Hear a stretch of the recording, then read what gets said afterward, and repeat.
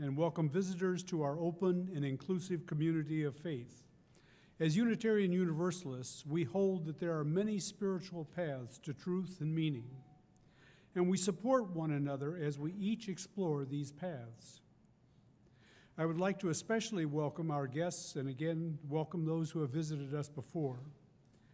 Visitors, it is the custom of our congregation to invite you to stand and give your name and where you are from if you feel comfortable doing so.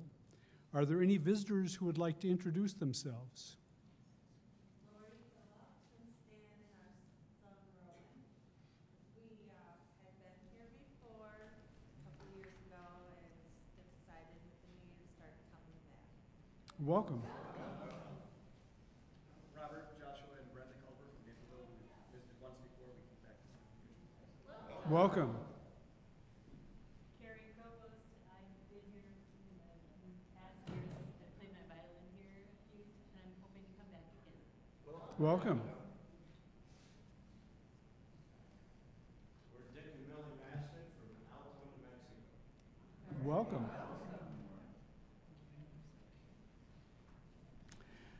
Welcome to everyone visiting today. Please join us after the service for a coffee hour. We would love to have a chance to get to know you better.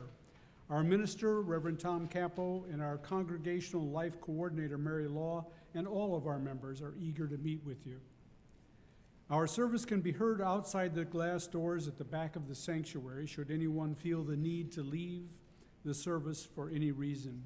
And there are chairs provided outside for your convenience. Please refer to the insert in the order of service for any further announcements. Thank you.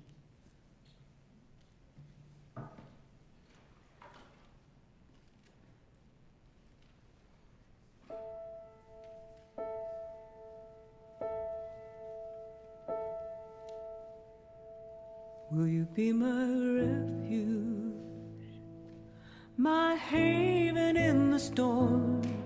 Will you keep the embers warm when my fire's all but gone? Will you remember and bring me sprigs of rosemary? Be my sanctuary till I can carry on, carry on, carry on.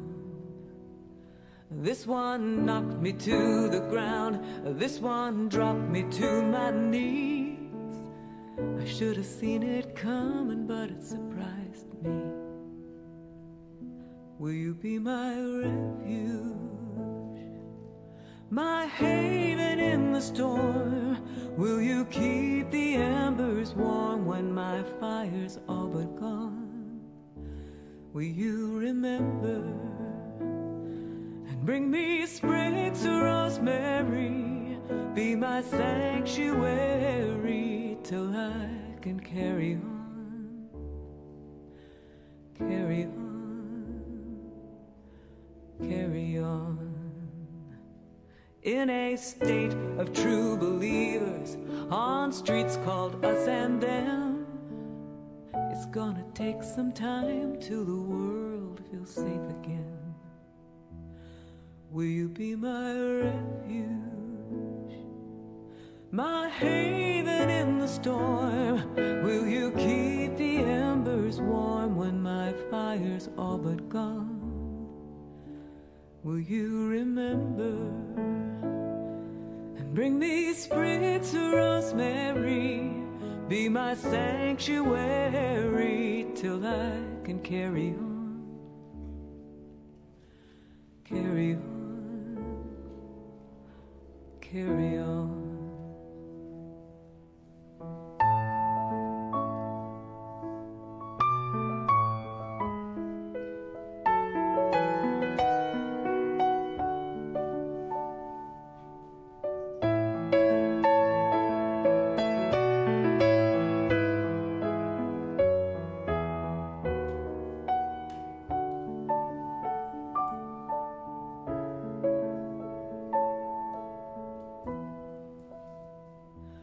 You can rest here in Brown Chapel or with a circle of friends, quiet grove of trees or between two bookends?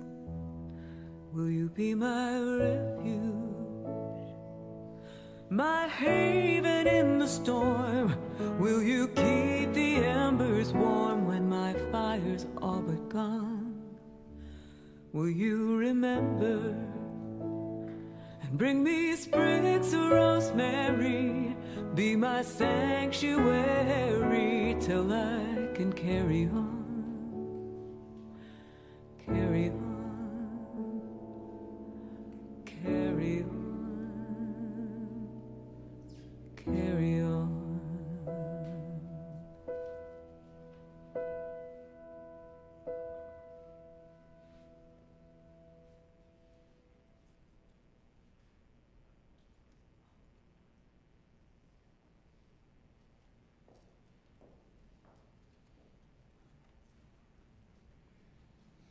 Our chalice reading this morning is by Laurel S. Sheridan. Take from life its coals, not its ashes. Fan the flames of love and justice, join hands and hearts in common endeavor, and there will be no limit to what we can achieve together.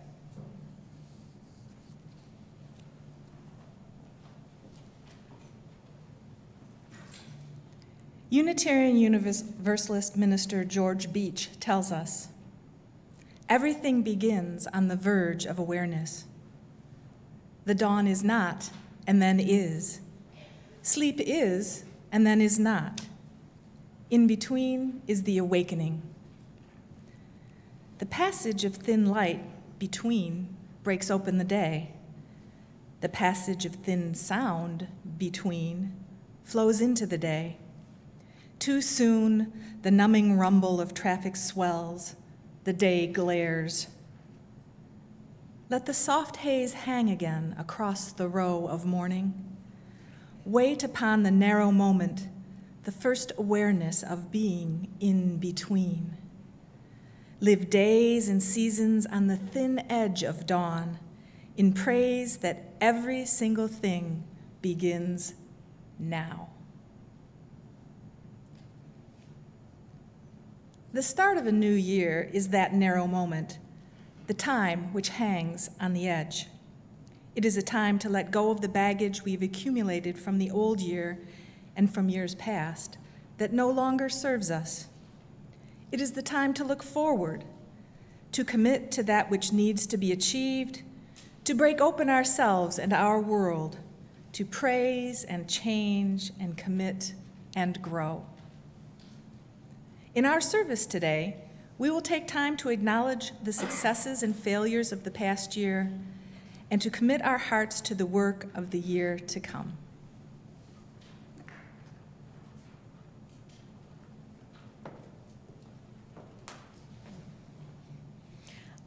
I invite you now to join me in speaking the words of our church's mission statement, which are printed in your order of service, and they're also projected here to your left.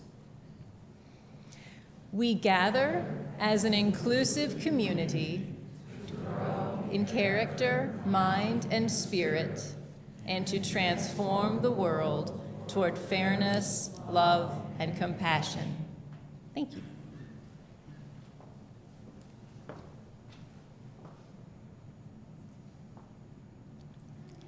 As the year winds down to its close and we are submerged once again in the seasonal darkness we have come to know so well, we have reason to think back upon the year that was, if only because it will soon be gone.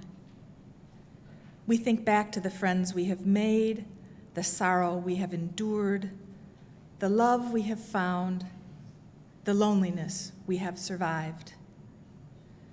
We think back to the blessings of being forgiven and the gift we offered to ourselves when we forgave.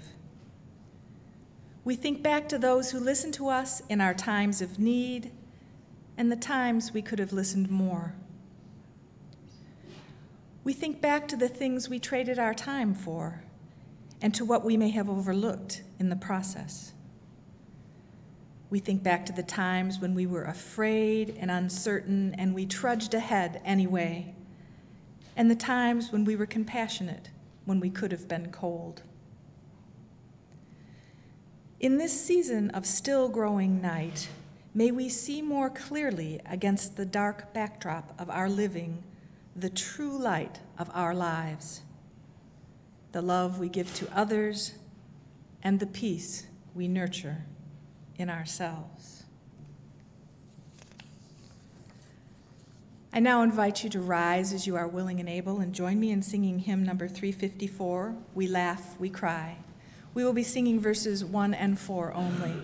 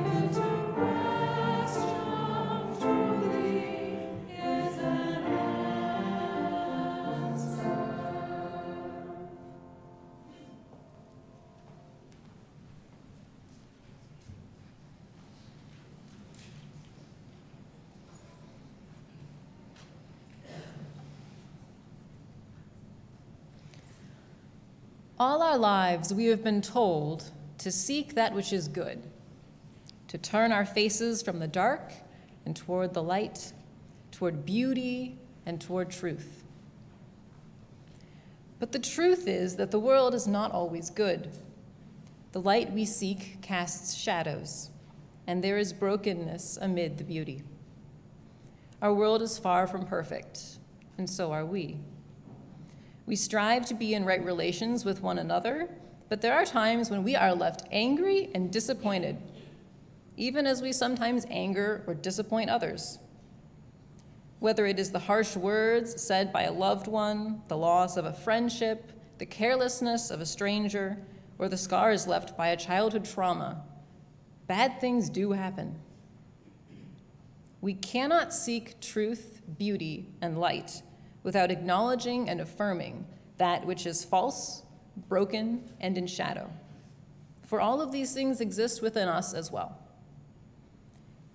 And in this moment, let us remember the wrongs we have endured, the imperfections that we have perpetuated, that we may forgive them and forgive ourselves and forgive yet again. Let us undertake the work of forgiving ourselves and each other, that we may begin again in love.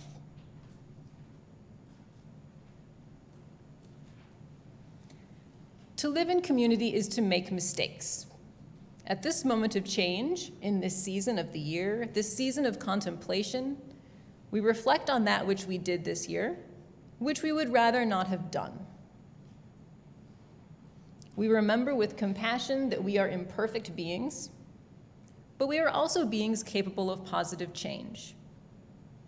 Please join us by rising in body and spirit, and join us for the sung response that is number 1037 in the Teal hymnal. I will read the printed text, and then we will read the printed text, and then we will sing the response together. You can also see the words projected to your left. The response goes like this.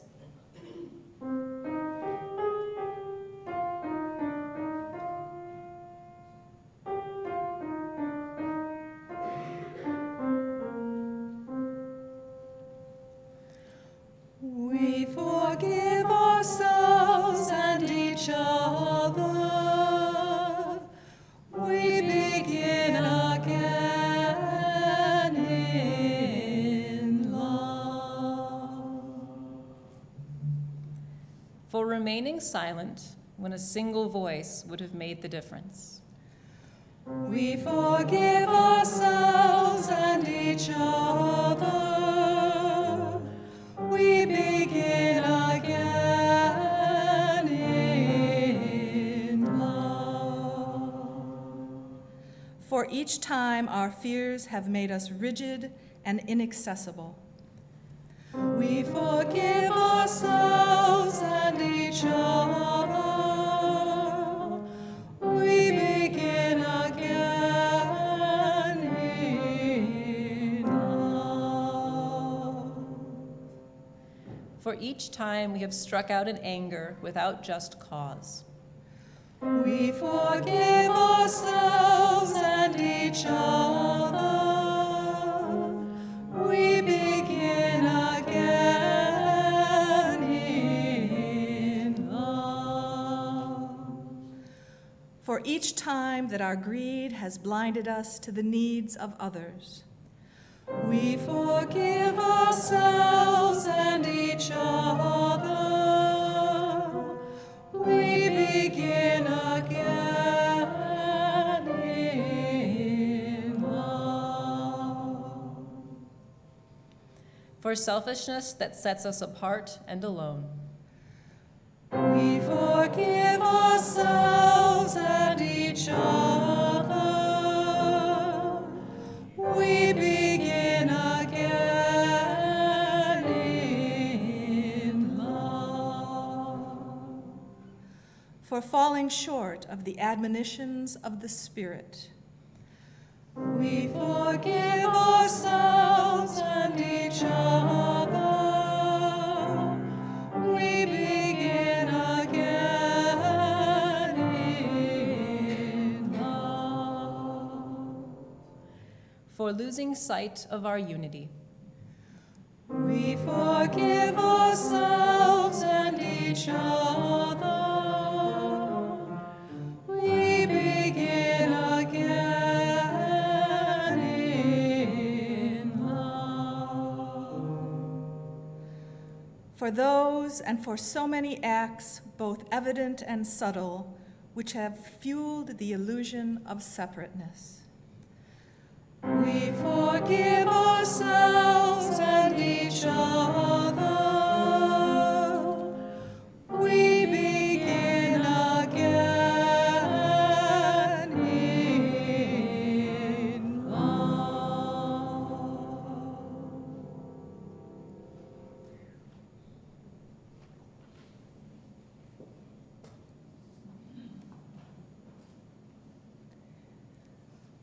communion is a coming together, a way for us to become one in a symbolic way. It is a way for us to remind ourselves of the commitment we have towards each other and this community. Our year is divided by communions. We have water communion in the fall that brings us together after a summer of comings and goings, beginning our church year. At the end of the church year, the flower communion brings us together, reminding us that together we make a whole that is beautiful. This year, we will celebrate a fire communion. The fire communion separates the end of the year from the beginning, helping us to put in perspective the joys and sorrows, the changes and transitions, the ups and downs of the year. Fire has been a force since ancient times, a part of the elements that are always in the process of changing. Water changes to ice and gas and then back again. Fire creates a change of state. Wood changes to smoke, a solid to a gas, changing and moving, much as we change and move in our lives. Long ago, people honored fire because fire was powerful. In the middle of the night, a central campfire was, and still is, a beacon of hope and welcome. It can bring light, warming an entire community, and it can also burn, either to cleanse or to destroy. The challenge of the fire is to know when to let it burn and when to put it out. The fire communion symbolizes our natural world and the process of making our thoughts and ideas real by the practice of ritual, processes that people have engaged in over and over to connect them to the natural world and to each other. The fire communion offers us another way to pass life through the fire of thought, to let go of those ideas, feelings, and experiences that possessed us during the year of 2017. Perhaps they were sadness, loss, change, anger, resentment, and allows us to move towards joy, acceptance, transition, happiness, and contentment. You are now invited to write down that which you want to release from this past year. If you need a pencil, please raise your hand and a steward will bring you one. Perhaps one word will sum up what you want to get rid of. Possibly a phrase will do. When you have written this word or phrase, please come up to the table, take a moment, a deep breath, and let go of what you need to as you place the paper in the cauldron. After our service is complete, you are invited to accompany us when we take the cauldron outside and burn these resentments, grievances, angers, and losses. They will be removed from our lives, allowing us to move into the new year renewed, lightened, and free. I now invite you to come forward and to let go of what you do not need for the new year.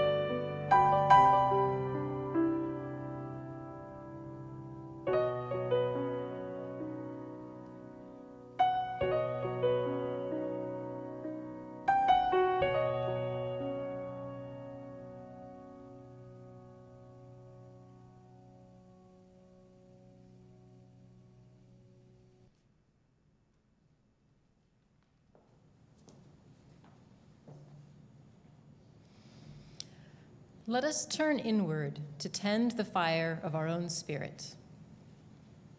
Are the sticks cold, charred, sooty black, maybe even a little damp? Or are a few glowing embers hiding under a pile of ash? Or are the flames licking the air, fed by red-hot, half-consumed logs, radiating heat? Add some kindling with your breath. Toss on some branches by focusing your mind. Light a match by opening your heart. Together, let us create a bonfire of love to illuminate the troubled and the tremulous, wishing for their well-being and for the well-being of all.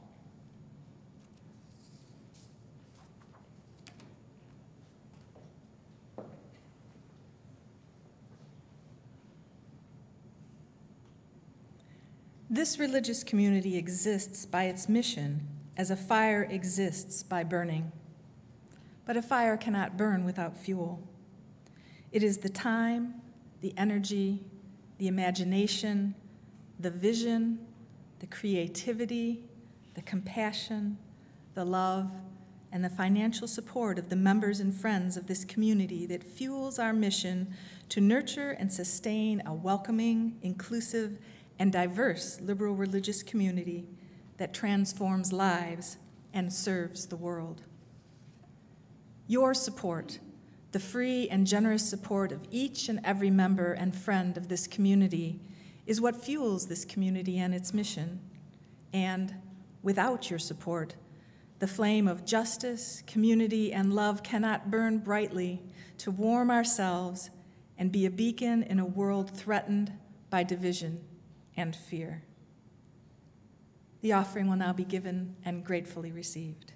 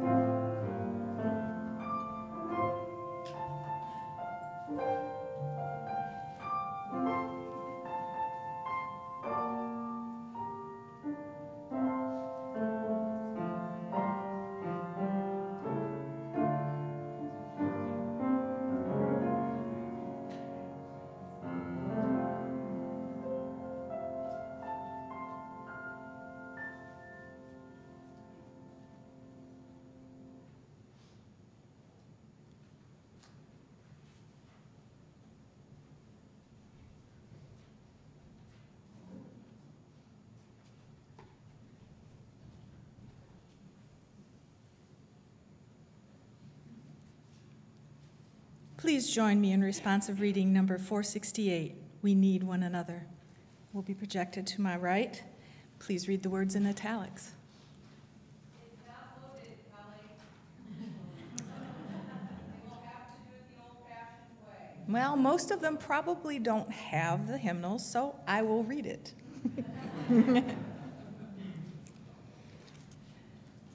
We need one another when we mourn and would be comforted. We need one another when we are in trouble and afraid. We need one another when we are in despair, in temptation, and need to be called to our best selves again. We need one another when we would accomplish some great purpose and cannot do it alone. We need one another in the hour of success when we look for someone to share our triumphs. We need one another in the hour of defeat when with encouragement we might endure and stand again.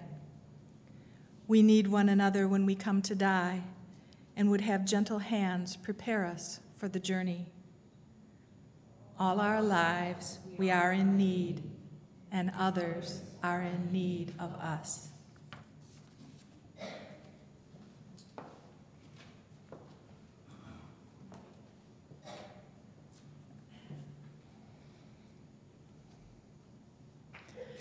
Today, let us consider a campfire. When I picture a campfire, I remember the many relaxing evenings I have spent around a fire with my friends and family on summer evenings, sharing stories, laughing, cooking, and listening to the sounds of birds and trees change with the arrival of nighttime. Some of my fondest memories are centered on campfires. Singing "There Is More Love Somewhere" on a June evening at Starved Rock with fellow members of this church. Teaching my 1-year-old nephew to stay away from the fire in Michigan because it is hot. And even on one of the coldest beaches I have ever visited in Michigan, in Washington State, with cousins of mine. For me, a campfire is a symbol of community. We choose to sit around this fire together, and in doing so, we learn more about each other. We become closer through the shared experience of warmth, light, song, and a shared meal. A campfire reminds us that all of our lives we are in need, and we are in need of each other. When I picture a campfire, I almost always think of pleasant memories, being with those that I love and choose to spend time with, who support me, who love me unconditionally. They are, in the words of our prelude, my sanctuary. I am grateful to be amongst them. I am grateful to be amongst you. But lately I have been wondering, is it possible for me to feel closer to my community? Is there something that I have been missing? I began to consider this question when I was emailing another member of our congregation about an idea for a service. I found myself typing the phrase, I think my fingers were thinking better than my brain at the time. One thing we can do to fight inequity is to get to know other people who are different from us. Inequality thrives when we are divided from each other. This phrase had a nice ring to it, and I rolled it around in my mind for a minute to decide if I actually thought it was true. Inequality thrives when we are divided from one another. It reminded me of that famous quote from Dr. Martin Luther King Jr. in his letter from the Birmingham jail, when he says, "Injustice anywhere is a threat to justice everywhere. We are caught in an inescapable network of mutuality, tied in a single garment of destiny. What affects one of us directly affects all indirectly." And so for a moment, I felt very clever. But I was struck in the next moment by a feeling of deep embarrassment. How many friends do I have who are people of color, who are conservative, who are Muslim or Jewish or Christian? Not many, and amongst my close friends, very few. So who am I to suggest to other people that they should go get to know other people who are different from them? How often do I intentionally seek out diversity in my life by finding other people who are different?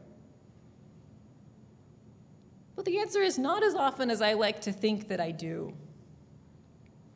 As a Unitarian Universalist, I have noticed that I pride myself on being accepting of other people, even to people who are very different from me. I am proud that my religion has done and continues to try to do meaningful social justice work to improve our world. And yet in this moment, I began to question to what degree I was living out the value that I place on diversity and acceptance in my life. Most of the people around my campfire look a lot like me, and they dress a lot like me, and I suspect that they think a lot like me. So I am not here today to tell you all that you should go out and get to know people who are different from you, because I don't think that I have any right to instruct you to do that. I am here to admit that I have not been working as hard as I would like to get to know people that are different from me, to invite them within the circle of my campfire, to sing and eat and dance with them. And I am here to tell you what I have tried to do, what I have learned from doing it, and how I think my relationship with our congregation, with all of you, could be stronger. I am hopeful that it might be of use or of interest to you, my beloved community, and I hope that some of you will think about the topic and that you will let me know what you think later on. So what did I do? I had decided that I needed to seek out connection with someone different from me, but I was unsure how to accomplish this. It's a relatively vague goal, and a big one. So, like any millennial, I went to Google, and I started typing. And I encountered Elizabeth Lesser's talk at the TED Women Conference in 2010, which was entitled, "Take the Other Out to Lunch." In her talk, she laments the deep divide in our culture, specifically along political lines, and suggests that we are not doomed to continue in this path, that if we took the time to truly learn where other people were coming from, then liberals and conservatives would be far less likely to demonize each other. Sure, we might never agree on some, maybe many, policy points, but we would at least be able to disagree while still recognizing the humanity and the dignity of those who think differently. It reminded me of a recent sermon that Reverend Tom put on about Unitarian Universalism and fundamentalism. Is it possible for me to disagree with you and for us to still share a cup of coffee afterwards? Lesser uses an example of her own experience of having lunch with someone with very different political views. Lesser is a liberal. The person she spoke to was a Tea Party conservative. They shared their stories with one another, not in an effort to change each other's opinions, which they agreed to in advance, but in an effort to understand each other better as individuals. So I knew immediately that this was the type of thing that I wanted to do. I wanted to get to know someone who thought differently, not to try to change their mind, but to learn who they were and to help them see, hopefully, who I was. If the other has a face, I thought, then we can more easily see them. And as Dr. King said, we can more easily see that we are caught up in a network of mutuality. If the other has a face, I thought, then I can imagine them sitting beside me at a campfire. Perhaps they could do the same. Starting small seemed wise, though, and honestly, I wasn't brave enough to cold call the Kane County Republicans and see if anybody wanted to meet me for lunch next week. I just wasn't. Some of you probably would be. I hope to work my way up to that or something like it, but first, I sought out someone who was a member of our church, who I could trust to have a meaningful and respectful conversation about something important that we had different beliefs about. We found a date and a time, we agreed on some basic ground rules to avoid unproductive conflict, and I mentioned a possible topic or two.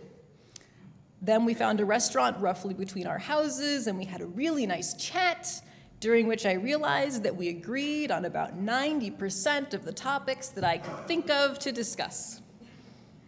So it was something of a failure in that respect. But I learned in the course of this conversation that I am spectacularly bad at disagreeing with people. My natural instinct is to mentally search for ways in which they might be right, or to mentally search for commonalities in our perspectives.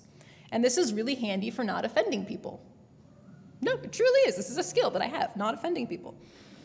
But it means that it requires a lot of energy on my part to define my beliefs and to remember them when I'm speaking to someone who thinks differently. It was useful to learn this. It was one of the lessons that I learned from the experience, that I would benefit from specifically laying out my own beliefs and values, as our youth do in 7th and 8th grade, and then again when they graduate high school. It would benefit me to be more specifically aware of them. Then the next evening, my husband Chris asked me how the conversation had gone. I said it went well, but I had to admit we hadn't really disagreed on anything. Then I mentioned one of the topics that we discussed, the 7 principles of Unitarian Universalism, printed in our hymnal, printed on the wall in Creeves Hall. We discussed the fact that the 7 principles are essentially one of the few things in our religion that we agree on. That's interesting, he replied. And then after a pause, he said, "You know, I'm not actually sure that I believe the first principle." And at first I was surprised that he was unsure about the inherent worth and dignity of every person, because this is a principle that I believe in strongly. It's one of the beliefs that I hold that I have considered quite deeply. And then I was amused that I had gone to such effort to find someone who disagreed with me on an important point and failed to find anything we could discuss, and it turned out I could have had this conversation with my husband. So when I say that most of the people at my campfire look like me and dress like me, and I suspect that they think like me, I might be wrong. So we had a good discussion about his reservations, which once he explained them, I began to understand. Of course I began to understand them. I always try to understand them. But it forced me to consider my belief with greater detail than I had previously. For example, what do I mean when I say that all people have inherent worth? Worth what? Do some people have more worth than others? And if so, how do we measure worth? Do we need to? Is it appropriate even if it is possible? We discussed the death penalty. We discussed abortion. I forced myself to re-examine some of my beliefs in light of my husband's questions. How does a society balance the needs of the many, which are inescapable, with the inherent worth and dignity of every person? I had to think harder about the questions that I had already asked myself, because this time, Chris was asking them, and I knew that he might not agree with me. And it turns out that scientific research has shown that this is one positive effect of being part of a diverse group. Whether it's a diverse group in terms of race, sexual orientation, political opinion, as long as the members of the group are aware of the difference, we feel that we must explain ourselves more fully. We feel we must be more prepared for the conversation. In a Scientific American article that's entitled "How Diversity Makes Us Smarter," business professor Catherine Phillips summarizes multiple experiments that point to this important benefit of being part of a diverse group. When we are part of a group that we know is diverse, we are less likely to simply assume that we all have the same information and we all have the same perspective. And this makes us more open to hearing information that we weren't aware of, and it allows us to access perspectives that are quite different from the ones that we already have. It leads us to prepare our thoughts more thoroughly when we communicate with the group, and to listen more carefully and more openly when other people share. So for this reason, more diverse groups are more innovative. They produce better scientific research, they design better products. These are diverse groups that are functional, not diverse groups that are having difficulties, obviously. But diverse juries even recall information from court cases more accurately, and they are more open-minded. Being a member of a diverse group, when it is working, compels us to reach out and to work harder. It leads us to greater achievements. And I let that sit with me for a moment, because I truly believe that I am a member of a diverse community at our church. Not in all ways, but in some important ways. And that doesn't mean that being part of a diverse group is easy. It takes extra effort to do all of the things that diverse groups do well when they are functioning and listening to each other. And we're rarely perfect in our interactions with people who think differently, or even with people who think the same. I know that I sometimes misunderstand other people, sometimes I fail to listen to them, and when differences arise, sometimes it's difficult to know whether I need to step back and reconsider my own views, or if I need to step up and assert what my experiences are and what they mean to me. And I'm hoping that I'm not alone in this, but I am willing to try again to understand, to try again to listen better the next time, to practice being humble and being assertive, and become wiser in when to use which one. I think it will be worth it to live my values more fully, to try to expand the circle of my campfire further. And I suspect, as I discovered in my discussion with my husband, that there are unplumbed depths of diversity in my congregation, in my community. I hope that through discussion with all of you about our deepest beliefs and our highest hopes, that we might learn more about how diverse our congregation really is, that it might prepare us further for encountering diversity beyond the walls of this church. I wonder what innovative ideas we might generate to solve the problems of our time as we listen to people who we know have very different perspectives from our own. Thank you for sitting at the campfire with me today, for listening to my story. The next time that we meet, I am hopeful to hear about yours. Thank you.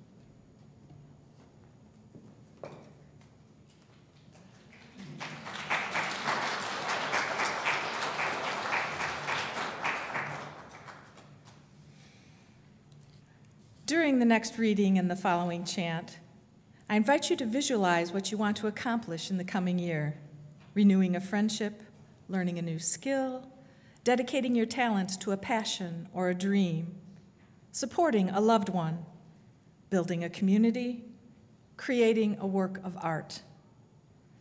Then, share your realized passions for the upcoming year by passing the candle flame to your neighbor.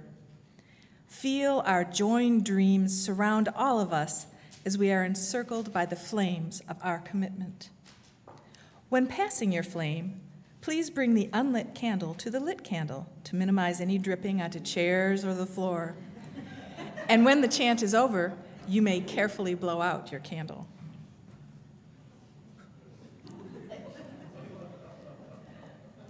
Thank you.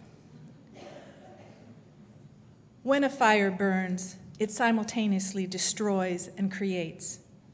The wood or coal or paper is consumed and can never be reformed again from its ashes.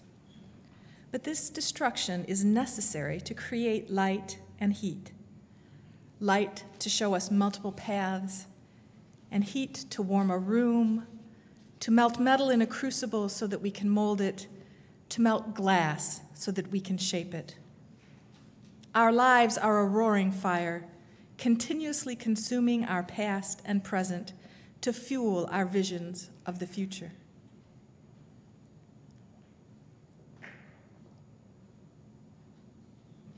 What will you dream today? What will you find the courage to do?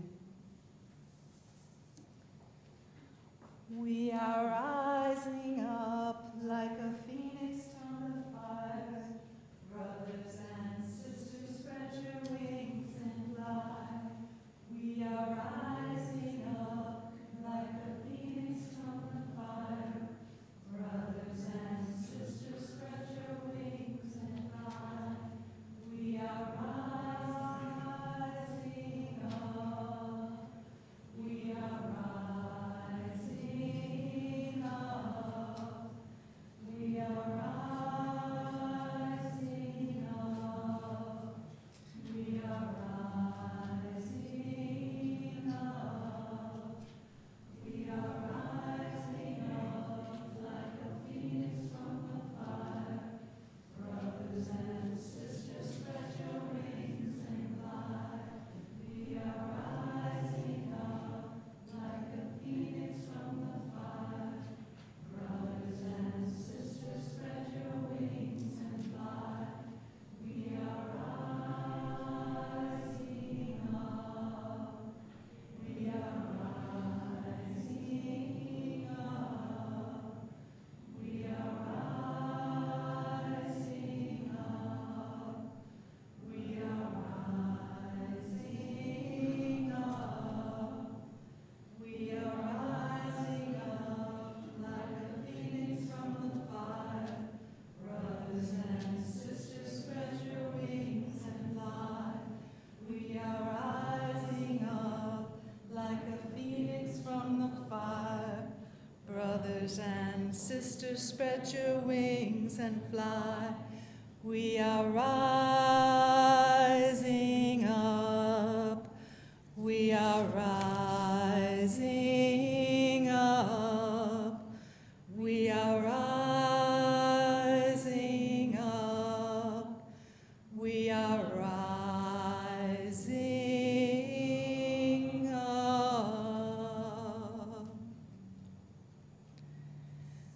I invite you to focus your mind on your intention, the passion, dream, or future that your candle symbolizes.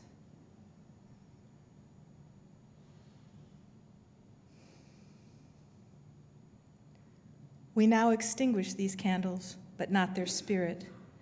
May they warm and light our journeys. May we walk together, our hearts lighted by this inner flame.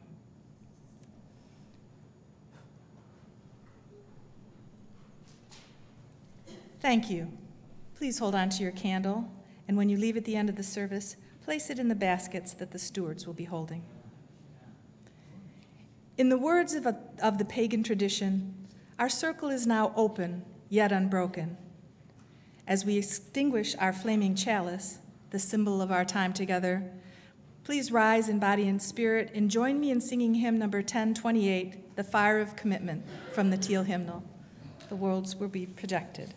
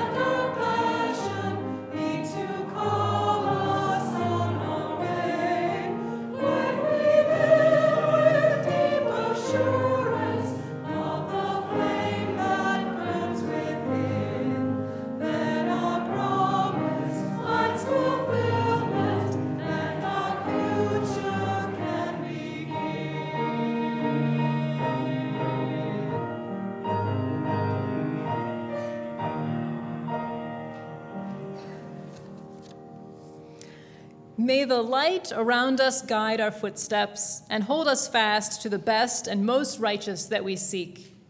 May the darkness around us nurture our dreams and give us rest so that we may give ourselves to the work of the world. Let us seek to remember the wholeness of our lives, the weaving of light and shadow in this great and astonishing dance in which we move. Thank you for joining us today, and please join us in a few minutes on the patio just outside Creeves Hall as we burn our accumulated burdens from this past year. Please bring your coats and your boots if you have them. I now invite you to greet one another, especially those you do not know. Thank you.